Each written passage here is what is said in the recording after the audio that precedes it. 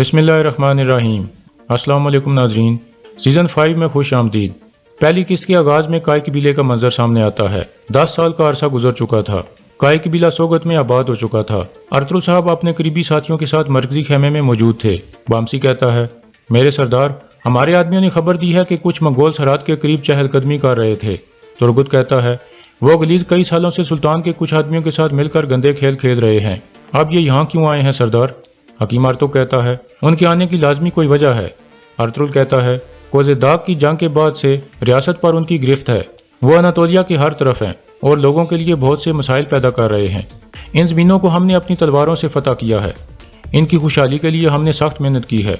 Sougat Anatolia का दिल है। जब तक दिल आज़ादी और इंसाफ के लिए धड़कता रहेगा तब तक उम्मीद बाकी है। अर्तुल साहब, मंगोल ये बात अच्छी तरह से जानते हैं, इसलिए वो हमारे दिल को निकाल कर यहाँ बर्बादी करना चाहते हैं। बामसी कहता है, उनको आने दें सरदार, हम एक सीसा पिलाई हुई दीवार की तरह उनके सामने खड़े होंगे इंशाल्लाह। अर्तुल कहता है, एहतियाती तदाबीर ले लो। ये वाजह है कि वो कबीले में आए बगैर वापस नहीं जाएंगे। इतने में कबीले का ढोल बजता है। कबीले के लोग हैरानगी से दाखिली रास्ते की तरफ देखने लगते हैं। एक काफिला दाखिल हो रहा था। कुछ जख्मियों को लाया जा रहा था।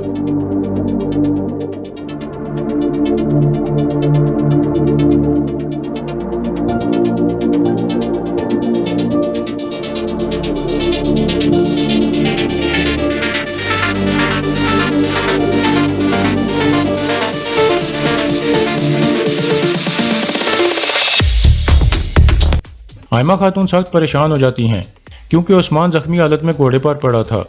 बाकी लोग भी उस्मान को देखकर परेशान हो जाते हैं। अर्तुल और उनके साथी भी बाहर आ जाते हैं और सूरत हाल देखकर चौंक जाते हैं। उस्मान के सर से खून बह रहा था। अर्तुल भागकर उस्मान के पास आ जाता है और फिर उस औरत से पूछता है, क्या हुआ है और ये किसने किया है? औरत कहती है, मैं नहीं जानती कि किसने किया है। इन पर हमला हो रहा था जब हमने इन्हें बचाया। इसके बाद उस्मान को घोड़े से उतार लिया जाता है। हकीम अर्तुल कहता है, हमें उस्मान को फौरन अंदर ले जाकर खून रोकना होगा। अर्तुल उसे उठाकर अंदर की तरफ चल पड़ता है। हकीम अर्तुल कहता है, साहब जी, मेरा दवाइयों वाला थैला लाओ। साहब जी फौरन हरकत में आता है।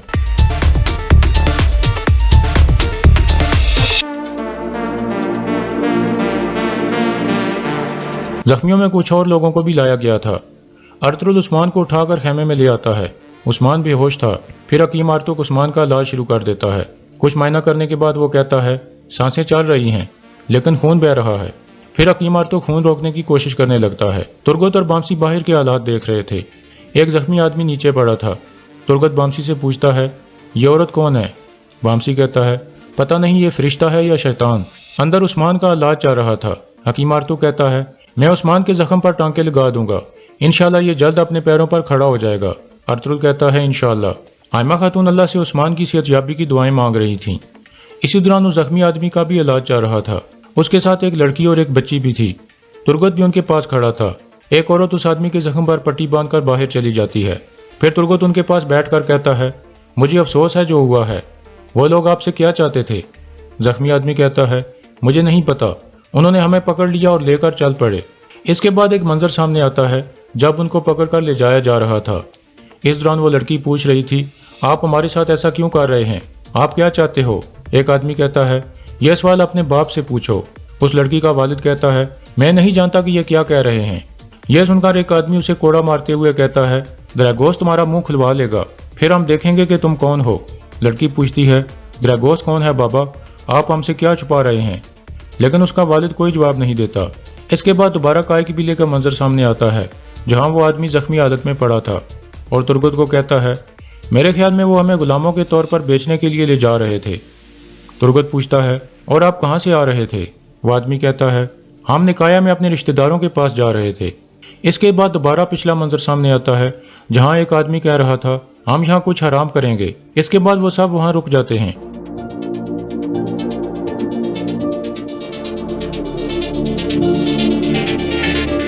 इतने में उस्मान वहाँ पहुँचता है और छुपकर उन सबको देखने लगता है। उस्मान चलते चलते घोड़ों के पास पहुँच जाता है। छोटी लड़की उसे देख लेती है और आहिस्ता से अपने वालिद को आगाह करती है। उस्मान उन सबको खामोश रहने को कहता है। इतने में उस्मान वो रस्सी काट देता है जिसके साथ वो बंधे हुए थे और उन्हें भागने का इशारा करता है। वो तीनों उठकर भागने लगते हैं, जबकि वो आदमी भी उन्हें भागता हुआ देखकर उठ खड़े होते हैं, लेकिन उस्मान उनके सामने खड़ा हो जाता है।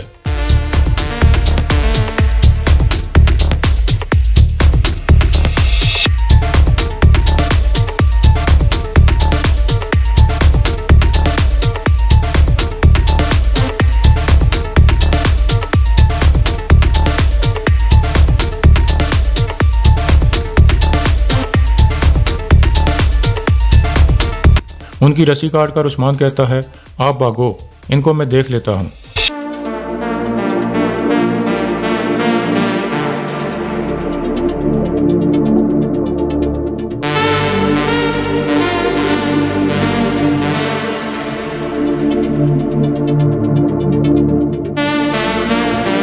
उन आदमियों का कमांडर कहता है, तुमने गलत आदमियों से पंगा लिया है बच्चे, तुम मारे जाओगे। उस्मान कहता है, तो आओ फिर देखते हैं कि कौन मरता है।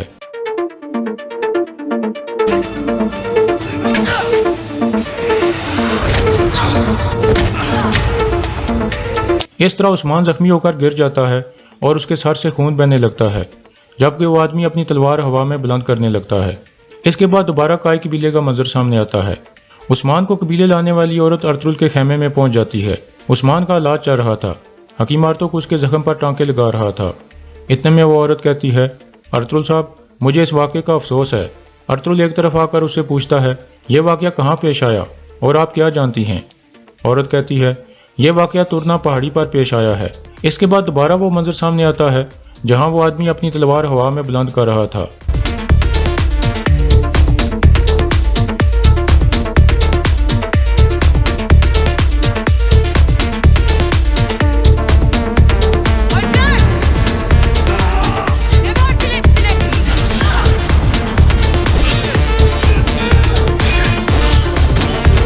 इसके बाद वो औरत उस्मान को जख्मी देखकर उसकी तरफ बढ़ती है। दूसरी लड़की उसे बताती है कि इस बहादुर बच्चे ने हमें उनसे बचाया है। औरत उस्मान को कहती है, थोड़ा हौसला करो, मुझे बताओ कि तुम कौन हो। उस्मान रुक रुक कर बताता है कि मैं अर्तुल साहब का बेटा उस्मान हूँ। यह कहकर वो बेहोश हो गया था। इसके बाद दोबारा अर्तुल के खेमे का मंजर सामने आता है। अर्तुल पूछता है, वो जख्मी आदमी कौन है? औरत कहती है, उसका नाम थियोकुलस है। जहाँ तक मुझे समझ आई है, डाकुओं का असल हदफ वही था। फिर उस्मान ने उन्हें बचाने की कोशिश की। दूसरी तरफ तुर्गत उस लड़की से पूछता है, क्या उन आदमियों ने बताया था कि वो आपको क्यों अगवा करके ले जा रहे हैं? लड़की कहती है, वो एक आदमी द्रैगोस का नाम ले रहे थे, वो मेरे बाबा को द्रैगोस के पास ले जाने वाले थे। तुर्गत कहता है, ये नाम तो मैंने कभी नहीं सुना। फिर तुर्गत कहता है, अर्तुल साहब ने कहा है कि आप जब तक चाहें यहाँ रह सकते हैं, आप आराम करें। यह सुनकर वो लड़की शुक्रिया अदा करती है और फिर तुर्गत बाहर निकल जाता है। दूसरी तरफ अर्तुल पूछता है, वो कितने आदमी थे इलबिलगे खातून? इलबिलगे कहती है, वो 8 आदमी थे। एक आदमी उस्मान के तीर से मरा था। उनकी लाशों को वहीं छोड़कर मैं आपके बेटे को यहाँ ले आई। अर्तुल कहता है, आपने सही वक्त पर आकर मेरे बेटे को बचाया। अल्लाह आप और आपके सिपाहियों से राजी हो। इलबिलगे कहती है, शुक्रिया अर्तुल साहब, लेकिन आपके बेटे की बहादुरी की दाद देनी पड़ेगी। फिर अर्तुल पूछता है, क्या आप उन डाकुओं के बारे में कुछ जानती हैं? इलबिलगे कहती है, मुझे इतना पता है कि वो गैर मुस्लिम थे। वो आम आदमियों के बेस में थे, लेकिन वो सिपाहियों की तरह लड़ रहे थे। इतने में बामसी अंदर दाखिल होता है। अर्तुल कहता है, ये वाक़या तुरना पहाड़ी पर पेश आया है बामसी, फौरन वहाँ जाओ, एक एक करके लाशों को चेक करो, पता लगाओ कि वो कौन थे और क्या चाहते थे। यह सुनकर बामसी वहाँ से रवाना हो जाता है। इसी दौरान हकीम आर्तुक ने उस्मान के सर पर पट्टी बांधी थी। दूसरी तरफ जंगल में कुछ आदमी उस हमले वाली जगह पर पहुंचते हैं और घोड़ों से नीचे उतरकर लाशों को देखने लगते हैं। इतने में उनका कमांडर एक टूटा हुआ तीर नीचे पड़ा देख लेता है और फिर उसे उठाकर देखने लगता है। उस पर काय कबीले का निशान लगा हुआ था। यह देखकर वो आदमी कहता है, काई वाले, लानत हो। तो थियोकुलस उनके पास है। मैं द्रैगोस को इस वाक़े के बारे में कैसे बताऊंगा? इसके बाद सोगत शहर का मंजर सामने आता है। एक आदमी घंटी बजा रहा था। वो कुछ मजदूर किस्म का आदमी दिखाई दे रहा था। घंटी बजाकर वो बाहर की तरफ चल पड़ता है। बाहर एक आदमी उससे पूछता है, गंदम कहाँ है? घंटी वाला आदमी कहता है, आपके हुक्म के मुताबिक गंदम के 14 थैले सरहद के करीबी गांव की तरफ भेज दिए गए हैं और अर्तुल साहब के हुक्म के मुताबिक फिर वो गंदम बाकी कबीलों में भी तकसीम कर दी जाएगी। खुदा अर्तुल साहब की हिफाजत करे।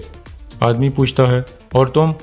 घंटी वाला आदमी कहता है, मैंने कुछ गंदम अपने गधे पर लाद ली है। मैं इसे पहाड़ों पर मौजूद गाँव में लेकर जाऊंगा हुजूर, जहाँ रास्ता ठीक नहीं है। दूसरा आदमी मिकीस कहता है, ठीक है, लेकिन देर मत करना, सराय में काफ़ी काम है करने के लिए। घंटी वाला आदमी कहता है, जैसे आपका हुक्म।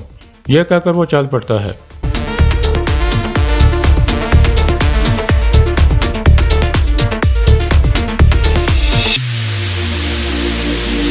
दूसरी तरफ जंगल में बामसी अपने सिपाहियों के साथ तुरना पहाड़ी की तरफ जा रहा था। इसी दौरान घंटी वाला आदमी भी जंगल में पहुंच चुका था। थोड़ी देर बाद बामसी का काफिला उसके सामने पहुंचकर रुक जाता है। बामसी आहिस्ता से कहता है, यह घंटी बजाने वाला आदमी यहाँ क्या कर रहा है? फिर बामसी उससे पूछता है, तुम यहाँ क्या कर रहे हो घंटी वाले? आदमी कहता है, पादरी साहब चाहते थे कि मैं गंदम ले जाकर गांव में तकसीम करूं। मैं तकसीम करके अभी सोगत वापस जा रहा हूं। आप यहाँ क्या कर रहे हो? बामसी कहता है, तुमने किसी मशकूक शख्स को देखा है? आदमी कहता है, मैंने किसी मशकूक शख्स को नहीं देखा कमांडर बामसी। आप क्यों पूछ रहे हैं? बामसी कहता है, यहाँ करीब ही एक वाकया पेश आया है। अगर तुम कोई मशकूक चीज़ देखो तो हमें इतला देना। आदमी कहता है, जैसे आपका हुक्म कमांडर बामसी, खुदा हमें शैतानों से बचाए। बामसी कहता है, तुम ज़्यादा देर यहाँ मत रुकना, वरना वो शैतान तुम्हें भी निशाना बना डालेंगे। तुम पहले ही काफ़ी मजूर हो। यह कहकर बामसी आगे बढ़ जाता है। काई कबीले में अर्तुल पूछता है, आप कौन है खातून? औरत कहती है, मैं चौबान कबीले से हूँ। मैं अपने बाबा के हुक्म पर कुछ चीज़ें खरीदने के लिए यहाँ आई थी। हम रात को मेहमान खाने में ठहरेंगे और कल सुबह वापस रवाना हो जाएंगे। इतने में उस्मान होश में आ जाता है। यह देखकर सब खुश हो जाते हैं और अल्लाह का शुक्र अदा करते हैं। अर्तुल पूछता है, क्या तुम ठीक हो उस्मान? उस्मान कहता है, मैं ठीक हूँ बाबा, आप परेशान ना हो। हकीम अर्तुल कहता है, अगर शाम को ये कहे कि मैंने शिकार पर जाना है तो आप हैरान मत होना सरदार। यह सुनकर सब हंसने लगते हैं। फिर अर्तुल कहता है, आप बताओ उस्मान, तुम वहाँ क्या कर रहे थे और तुमने क्यों खुद ही डाकुओं से लड़ना शुरू कर दिया? उस्मान उठते हुए कहता है, मैं उन बेगुनाह लोगों को बचाना चाहता था जैसे आपने मेरी वालदा को बचाया था। इन खातून की मदद से हमने तमाम डाकुओं से निपट लिया। अर्तुल कहता है, इल्बिलगे खातून, मैं आपके एहसान का बदला नहीं चुका सकता। आज शाम को हमारी एक ज़ियाफ़त है। आपकी मेहमान नवाजी करके हमें बहुत अच्छा लगेगा। इल्बिलगे कहती है, यह हमारे लिए एक शर्फ है, हम यकीनन इसमें शिरकत करेंगे। फिर अर्तुल उस्मान को कहता है, तुम बहुत बहादुर हो उस्मान। अगर दोबारा इस तरह की सूरत हाल हो तो पहले अपनी हिफाजत के बारे में सोचना और फ़ौरन अपने कबीले के सिपाहियों को इतला देना। उस्मान कहता है, जैसे आपका हुक्म बाबा। दूसरी तरफ बामसी का काफिला वाक़े वाली जगह पर पहुंच जाता है। फिर वो सब घोड़ों से उतरकर जायजा लेने लगते हैं। बामसी कहता है, सिपाहियों, लड़ाई यहीं पर हुई है। गुनकुत कहता है, हर तरफ खून है कमांडर बामसी। डुमरुल पूछता है, तो फिर लाशें कहाँ हैं? कुछ देर जायजा लेने के बाद बामसी कहता है, लाशों को यहाँ से घसीटा गया है और फिर उन्हें घोड़ों पर लाद कर यहाँ से ले जाया गया है। फिर बामसी कहता है, आप देखना है कि इसके पीछे कौन है। चलो वापस चलकर अर्तुल साहब को आगाह करते हैं। यह कहकर वो सब वहाँ से रवाना हो जाते हैं। दूसरी तरफ बिजांतीनी सिपाहियों का एक ग्रुप एक जगह खड़ा हो जाता है। घंटी वाला आदमी भी उनके सामने पहुंचकर गधे से उतर आता है और फिर उनकी तरफ बढ़ने लगता है।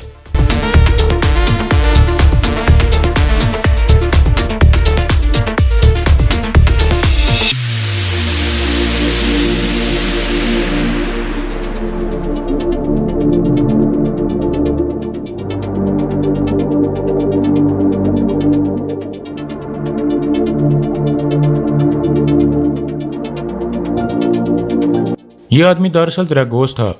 फिर वो पूछता है, क्या हुआ लईस? बामसी ने जो कहा क्या वो सही है?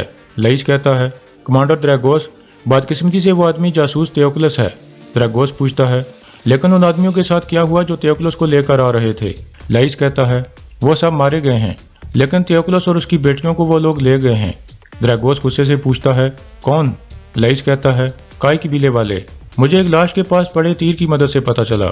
द्रैगोस कहता है, तो इसी वजह से अर्तुल ने बामसी को यहाँ भेजा था। वो बेवकूफ़ पता लगाने आए थे कि यहाँ क्या हुआ है। लईस कहता है, अगर थियोक्लस ने अर्तुल को कुछ बता दिया तो फिर क्या होगा कमांडर द्रैगोस? द्रैगोस कहता है, वो नहीं बताएगा, वो मेरे गुस्से से डरता है। लईस कहता है, उसका वहाँ रहना आपके लिए बहुत बड़ा खतरा है। अगर वो आपकी शनाख्त जान गया तो हर चीज़ बर्बाद हो जाएगी। द्रैगोस कहता है, कबीले में एक आदमी को भेजो जो पता लगाए कि वहाँ क्या हो रहा है। किसी मुकामी लड़के को वहाँ भेजना जो कबीले में आता जाता रहता है। फिर द्रैगोस पूछता है, क्या कुंस्तुतुनिया से आने वाले जंगजू यहाँ पहुँच गए हैं? लईस कहता है, आज शाम हम एक खुफिया जगह पर मुलाकात करेंगे। द्रैगोस कहता है, अब जाओ, हमें इस मसले से जल्द निपटना होगा। यह सुनकर वो सब फौरन रवाना हो जाते हैं। इसके बाद काय कबीले का मंजर सामने आता है। अर्तुल हकीम आर्तो को सूरत हाल से आगाह कर रहा था। इतने में तुर्गत आकर कहता है, मैंने थियोक्लस और उसकी बेटी से बात की है। थियोक्लस बोल नहीं पा रहा, लेकिन उसकी बेटी ने एक नाम बताया है, द्रैगोस। उनको द्रैगोस के पास ले जाया जा रहा था। अर्तुल कहता है, क्या सोगट में आपने इस तरह का नाम सुना है आर्तुक साहब? आर्तुक कहता है, नहीं सरदार, मैंने नहीं सुना। फिर अर्तुल कहता है, हमें इस आदमी का पता लगाना होगा कि ये कौन है। वो किसी कबीले में नहीं हो सकता, वो सिर्फ सोगत के बाजार में हो सकता है। ज़रूरी एहतियाती तदाबीर ले लें। फिर अर्तुल कहता है, हम सोगत की तरफ जाएंगे। तुम इन लोगों पर नजर रखना तुर्गत, लाजमी ये कोई अहम लोग हैं। उनको रात की ज़ियाफत पर आने की दावत देना। इस दौरान कबीले की खवातीन मुख्तलिफ खाने तैयार कर रही थीं। आयमा खातून सब खवातीन से मुखातिब होकर कहती हैं, आज शाम को एक ज़ियाफ़त है, आप अच्छी तरह से खाने तैयार कर लें। अफसा कहती है, आप परेशान ना हो आयमा वालदा, हम शाम तक हर चीज़ तैयार कर लेंगे। इतने में 2 बच्चे वहाँ पहुँचते हैं जो बामसी और अफसा के बच्चे थे। वह आयमा खातून को पानी पिलाते हैं। बच्चा पूछता है, आप पानी पिएंगी वालदा? अफसा कहती है, तुम दूसरी खवातीन को पिला दो बेटा। और यहाँ इस किस्त का इख्तिताम हो जाता है।